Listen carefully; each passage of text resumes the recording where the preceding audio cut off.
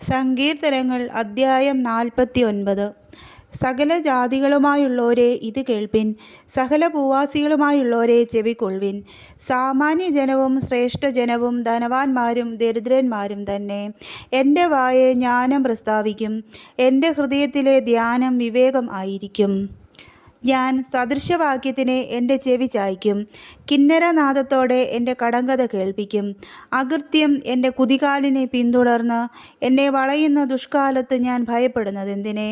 അവർ തങ്ങളുടെ സമ്പത്തിൽ ആശ്രയിക്കുകയും ധനസമൃദ്ധിയിൽ പ്രശംസിക്കുകയും ചെയ്യുന്നു. സഹോദരൻ ശവക്കുഴി കാണാതെ എന്നേക്കും ജീവിച്ചിരിക്കേണ്ടതിന് അവനെ വീണ്ടെടുപ്പാനോ ദൈവത്തിനു വീണ്ടെടുപ്പ് വില കൊടുപ്പാനോ ആർക്കും കഴിയുകയില്ല. അവരുടെ പ്രാണൻ്റെ വീണ്ടെടുപ്പ് വിലയേറിയത്, അതൊരു നാളും സാധിക്കുകയില്ല. ജ്ഞാനികൾ മരിക്കുകയും മൂഢനും മൃഗപ്രായനും ഒരുപോലെ നശിക്കുകയും തങ്ങളുടെ സമ്പാദ്യം മറ്റുള്ളവർക്ക് വിട്ടേച്ചു പോവുകയും ചെയ്യുന്നത് കാണുന്നുവല്ലോ. തങ്ങളുടെ ഭവനങ്ങൾ ശാശ്വതമായും തങ്ങളുടെ വാസസ്ഥലങ്ങൾ തലമുറ തലമുറയായും നിൽക്കും എന്നിങ്ങനെയാവുന്നു അവരുടെ അന്തർഗതം.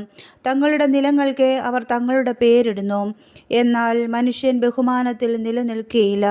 അവൻ നശിച്ചു പോകുന്ന മൃഗങ്ങൾക്ക് തുല്യൻ.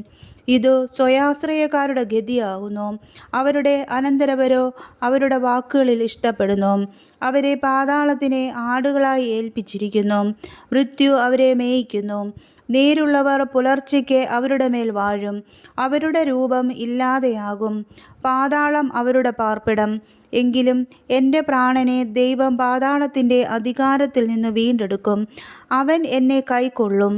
ഒരുത്തൻ ധനവാനായി തീർന്നാലും അവൻ്റെ ഭവനത്തിൻ്റെ മഹത്വം വർദ്ധിച്ചാലും നീ ഭയപ്പെടരുതേ.